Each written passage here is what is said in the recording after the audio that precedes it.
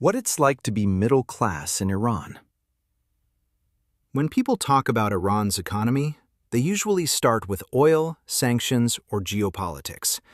Today, I want to do something different. I want to answer a much simpler question. What does daily life actually look like for a middle-class family in Tehran? Not Iran in the news, not Iran in policy papers, but Iran as experienced through rent, groceries, school fees, and monthly bills. Here's the one-sentence summary. Iran is not a country where people can't survive. It's a country where it's very hard to move up. Most people have jobs. Most people work hard. But year after year, they feel the same thing. Money doesn't work for them anymore. They work for money, and it keeps slipping away. Why? Wages go up. Prices go up faster. The currency keeps losing value.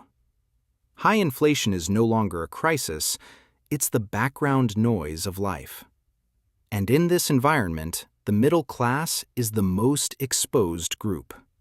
They receive fewer subsidies than the poor, but carry the highest living costs and the strongest pressure to stay respectable.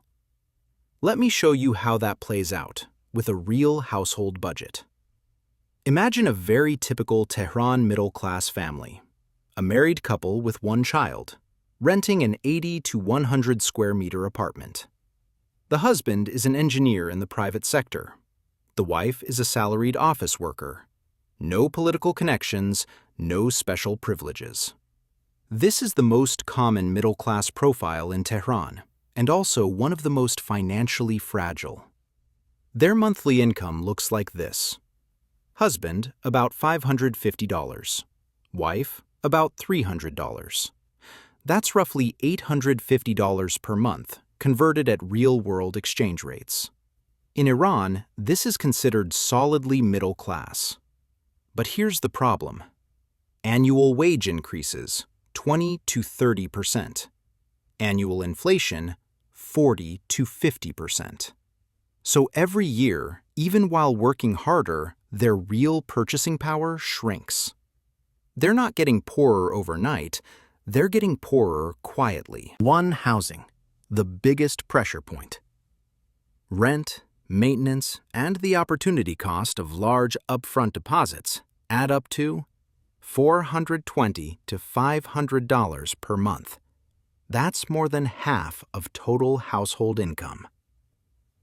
Tehran's rental system often requires large deposits locked up in cash, which punishes younger families and first-time renters the most. 2. Food, inflation you can taste. Groceries, staples, meat, dairy, and household goods, around $300 per month. What changes in daily life? Meat becomes occasional, not routine. Families stockpile goods when prices jump. Refrigerators replace savings accounts. 3. Transportation and communication. Fuel is subsidized, but spare parts are not. Gas, maintenance, public transport, phone, internet, about $100 per month. 4. Education. Anxiety turned into spending. School fees, supplies, tutoring, and extracurriculars, $150 to $200 per month. Not because families are wealthy, but because they're afraid not to invest in their child's future. Education becomes the middle class's most emotional expense. 5. Healthcare and other basics. Insurance, medicine, clothing, social obligations, $140 to $160 per month. These costs can be delayed, but never eliminated. Now, let's total everything. Monthly income, approximately $850. Monthly expenses, approximately $1,100 to $1,250. That leaves a monthly deficit of $250 to $400. This is the reality.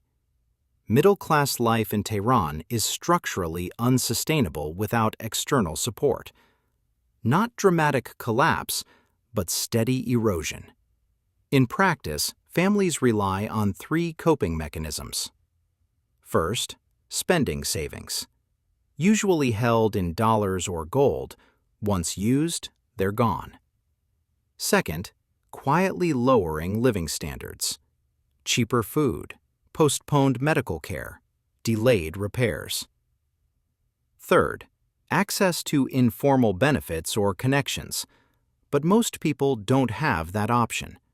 Without these buffers, families slowly slide out of the middle class. The deepest impact isn't financial, it's psychological. Long-term high inflation changes how people think. No long-term planning, no trust in promises, no reason to save.